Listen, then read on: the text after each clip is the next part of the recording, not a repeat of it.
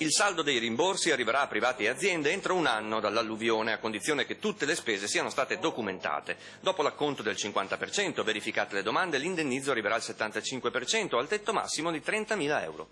Il tour di incontri dei tecnici del commissariato per l'emergenza alluvione con i colleghi dei comuni è arrivato nel Vicentino per analizzare il contributo da assegnare, il prezzario dei beni mobili e immobili, i tipi di danni subiti. Una procedura complessa e articolata che in provincia di Vicenza potrebbe incontrare una particolare criticità. Il problema delle frane viene interpretato in maniera parziale dall'ordinanza ed alcune situazioni potrebbero rimanere escluse.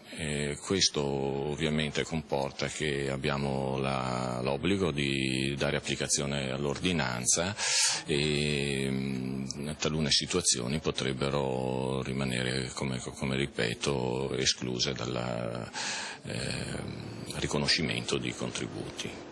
Si potrebbero verificare inoltre alcuni casi di contributi richiesti erroneamente in più dai comuni. Ci sarebbe quindi una redistribuzione delle somme da destinare ai cittadini e alle opere pubbliche. Molte informazioni utili e le diverse risposte ai problemi si possono trovare sul sito venetoalluvionato.it.